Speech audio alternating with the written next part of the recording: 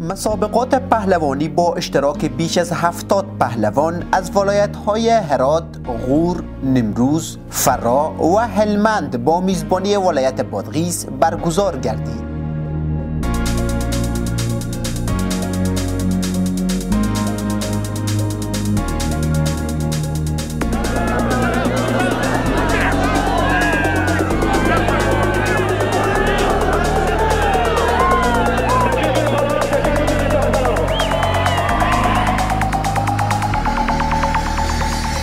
مسئولان در آمریت تربیت بدنی و ورزش ولایت بادغیس میگویند این مسابقات با هدف ایجاد اتحاد و اتفاق بین مردم کشور برگزار شده بود.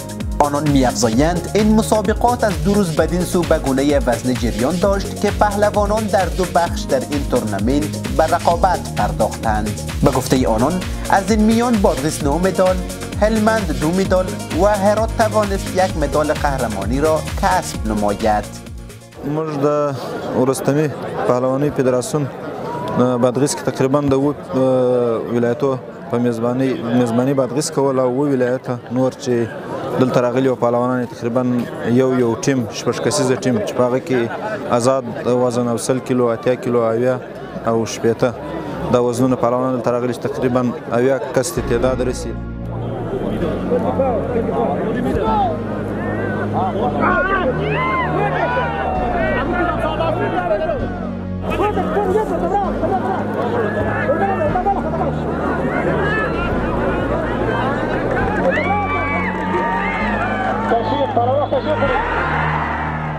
با این حال شمار از ورزشکاران از برگزاری این تورنمنت ابراز خرسندی نموده و از دولت انتظار دارند تا برای پهلوانان نیز ورزشگاه معیاری را ایجاد نماید. آنان میگویند دولت نه تنها رشته پهلوانی بل تمامی رشته های ورزشی را تقویت نماید. اعلام کنم وقته. خوشحالم که همچون مسابقاتی که برگزار میشه و ما مثل برادر با هم مسابقه میتیم و از دولتی تقاضا داریم که به این مسابقات بیشتر توجه کنه و ورزشگاه عدل بهتر ما جور کنه و همچنین مسابقات خارجی به ما فراهم کنه که ما بریم مسابقه. دولت میخواهیم که ورزشکاران نه تنها به رشته پهلوانی بلکه در تمام رشته‌ها حمایت کنند و تشویق کنند و یک زمینی پهلوانی و تمرین برای پهلوانان و سایر ورزشکاران معین سازند. خواستیم ما در طی 1 سال هم که خواستیم ما همی بود که از آمریت ورزشی از والیس خواستیم ما همی بود که یک میدان مخصوصی برای پهلوانا بده که بتونه به خاطر رشد پهلوانا به خاطر اقتصاد پهلوانا مخصوص یک میدان بده که پول همه چیز از دست خود بتونه اینا کسب نماید. و مسابقاتی که ما اینجا برگزار میشه این زمین که است مربوط خود آمریته و ما زمین شخصی میخوایم که مربوط خود پهلوانا باشه مثل میدان پهلوانی هرات که خود ما پهلوانا خود دعوت کنیم خود ما بتونیم پهلوانا خود تشویق کنیم پول بدیم دیگه تشویق کنیم و غندایی که برگزار میشه طرف خود ما برگزار شه خود ما خود مختار باشیم به اقتصاد پهلوانی.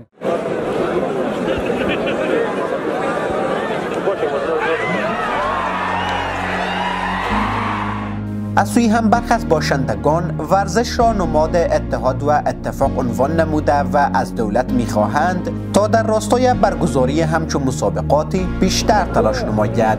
آنان از تأمین امنیت ابراز قدردانی نموده و میگویند برگزاری این مسابقات سبب بیشتر شدن همدلی و اتحاد میان مردم خواهد شد. 80 سال عمر کردم، در 80 سال 40 سال در سرمی دعا بودم. بسیار یک ورزش خیلی خوب برادری برابری و همه ایجاب منه. راد از می آرامی ملت و دولت حالی هم خیلی خوشم که امنیت بسیار امنیت.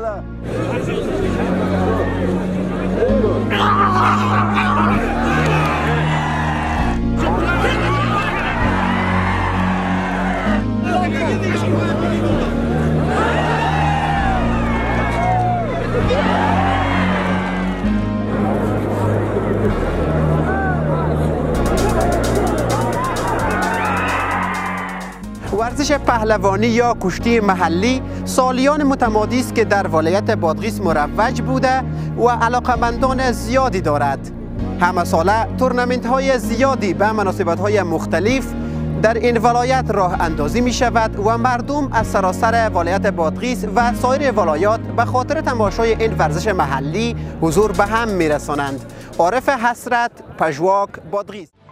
آژانس خبری پژواک، انعکاس دهنده حقایق.